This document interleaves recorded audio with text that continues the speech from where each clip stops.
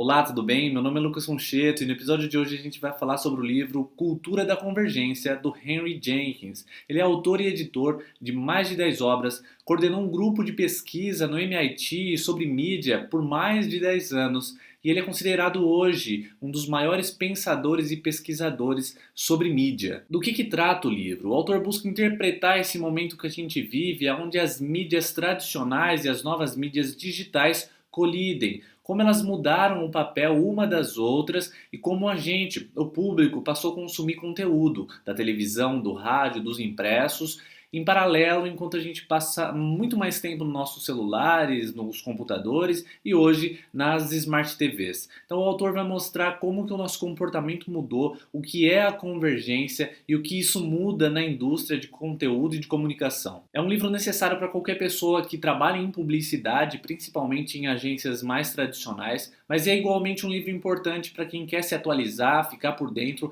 e entender o assunto de mídia com mais profundidade. O autor traz muitos detalhes, muitos estudos de caso, muitas histórias para amparar seus conceitos e ideias. Ele utiliza muito as ideias do Pierre Levy, um grande pesquisador, filósofo e intérprete desse novo momento digital que a gente está vivendo. A cultura da convergência acontece em mão dupla. Ela vem de cima para baixo e de baixo para cima. Quando a convergência acontece de cima para baixo, a gente está enxergando que as corporações, as empresas, as detentoras do poder de influência e de grandes veículos criam comunicações, narrativas, histórias, conceitos que vão ser distribuídas para vários públicos em diferentes canais. Então a convergência acontece de cima para baixo, porque eles comandam as histórias, eles detêm os direitos autorais e criam todo esse conteúdo e distribuem. Acontece que quando a convergência acontece de cima para baixo, ela influencia muitas pessoas que a partir desse momento se sentem donas da história, elas se identificam profundamente com aquele conteúdo e elas começam a criar modificações, a pensar sobre o conteúdo, fazer fanfics, entre outras coisas. Essa é a convergência de baixo para cima.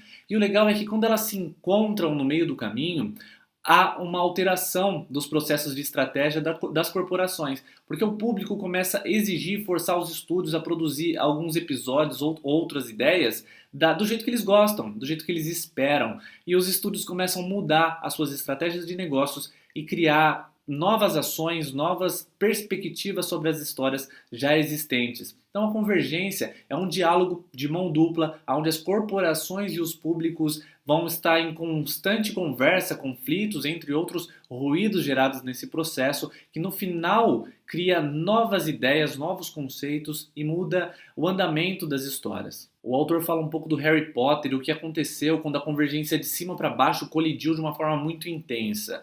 O que aconteceu? Os estúdios, eles estavam muito fechados, os executivos não queriam permitir qualquer tipo de alteração, qualquer tipo de fórum, fanfic, qualquer coisa do tipo que pudesse mudar o que era o Harry Potter e suas histórias. Acontece que o público que tinha muita identificação com aquele conteúdo ficou revoltado com o estúdio, porque como que eles podiam fazer aquilo se eram os fãs que tinham criado aquele sucesso todo, se eram os fãs que tinham perpetuado a ideia do Harry Potter. E aí houve uma grande comoção, várias grandes pessoas das mídias sociais pelo mundo se reuniram e foram contra o estúdio que detinha os direitos do Harry Potter. Acontece que o estúdio percebeu que aquilo tinha uma força tão grande e mudou as suas estratégias. Então a convergência, nesse novo momento que a gente está, permite que o público demonstre seu estado de humor, as suas expectativas e por consequência as empresas precisam se adaptar. O autor fala, a gente hoje vota com a nossa carteira,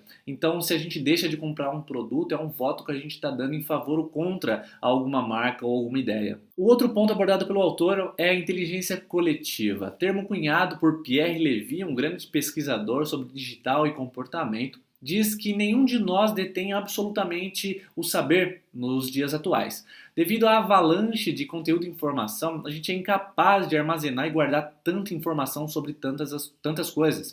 Então o que acontece? A gente tem muitas pessoas na comunidade, cada um sabendo um pouco de cada coisa e convergindo em diversos canais, informando uns aos outros. Um grande exemplo disso, de convergência e de sociedade do conhecimento, de inteligência coletiva, é a Wikipédia. Ninguém detém o conteúdo absoluto do que é escrito naqueles artigos, mas várias pessoas compõem um artigo completo com diversos saberes e que fornecem para a sociedade mais valor. Então a inteligência coletiva, ela fornece esse tipo de transformação. Isso não acontece só com Wikipédia ou saberes mais acadêmicos, ou com séries também acontece. Então os fãs começam a pensar, fazer spoiler, o que será que vai acontecer nos próximos episódios, e essa inteligência coletiva, várias pessoas pesquisando e se informando, passa a criar vários pontos de contato que no final acabam chegando muito próximo das ideias dos autores. E o terceiro ponto forte do livro, para fechar, é a narrativa transmídia. O que é a narrativa transmídia? Imagina que você tem vários canais de distribuição. Imagina um jornal, uma revista, a televisão, a internet, mídias sociais. Então tem como você falar sobre uma história, um conceito, de diferentes formas, em diferentes canais. Então no filme Matrix, por exemplo, foi feito anime, foi feito pequenas séries, foi feito games. Então o que isso quer dizer? Que numa história complexa como o Matrix, ela foi comunicada em diferentes canais, de diferentes formas, atingindo e saciando o público que demandava muito por conhecimento sobre o filme, sobre a franquia. Agora vamos para o top 5 aprendizados. O primeiro deles é que as mídias tradicionais não vão morrer, elas vão se alterar e se moldar aos novos comportamentos dos consumidores. A gente percebe isso na televisão, entre outros veículos, que eles passaram a assumir algumas identidades específicas, abrindo caminho e jogando o público para a internet ou outros veículos em determinadas ações, em determinadas estratégias. Então as mídias tradicionais, elas ainda têm muita força, a televisão ela detém um poder muito grande e isso provavelmente não vai mudar tão cedo. Então as velhas mídias, elas não vão morrer, elas vão se adaptar, elas vão criar novas formas de se comunicar com o público, convergindo em diferentes canais. Segundo aprendizado, a inteligência coletiva é o encontro da superabundância de informações com o nosso estilo social de aprender. O que isso quer dizer? Que numa sociedade onde a gente tem voz e a democratização dos meios de comunicação aumentam cada dia mais com o digital, a gente passa a ter voz ativa e ter um lugarzinho nosso no mundo onde as pessoas podem consumir e perceber como a gente enxerga a realidade. Quando a gente tem esse interesse social, essa inclinação natural que é de compartilhar e é de aprender em comunidade, isso casa de uma forma muito boa, porque num momento de superabundância de informação, a gente não é capaz de aprender e de ler tudo. Então algumas pessoas leem, interpretam, dão seus pontos de vista e a gente, como um grupo, como um todo, cresce muito mais. Terceiro aprendizado, convergência não tem a ver com plataforma. Convergência é um conceito, é uma ideia, uma coisa que acontece na nossa cabeça.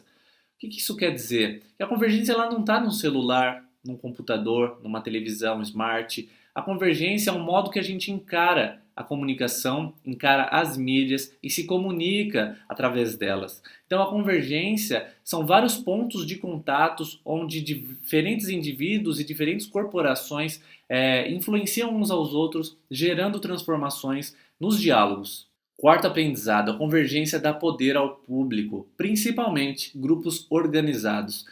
Quando o grupo se organiza, ele tem muito mais força de exigir coisas de diferentes instituições, diferentes empresas. Por quê? Porque como a gente vota com a nossa carteira e com a nossa influência e atenção, quando a gente exige certas alterações, as empresas e instituições se veem em posição de que algum tipo de mudança vai ter que acontecer, senão algum caos vai reinar. Então, quando grupos organizados se reúnem em prol de uma causa e a convergência tem uma força muito grande de reunir isso e dar voz para a população, gera grandes resultados e transformações no médio e longo prazo. Quinto aprendizado, o desejo de ser reconhecidos e aceitos nos motivam a colaborar e gerar conteúdos, o que faz que a inteligência coletiva se amplie cada vez mais. Isso é uma coisa legal, porque a gente busca aprovação social de várias formas todo o tempo na nossa vida. E quando a gente fala de internet e outros veículos, quando a gente produz conteúdo, quando a gente produz inteligência e saber para as outras pessoas, a gente supre essa necessidade individual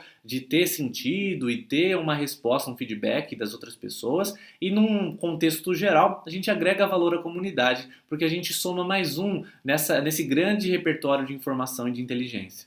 Não deixa de acompanhar o Facebook, todos os dias tem conteúdos novos relacionados a livros e negócios. Gostou? Se inscreva no canal porque semana que vem tem mais um vídeo com mais um livro.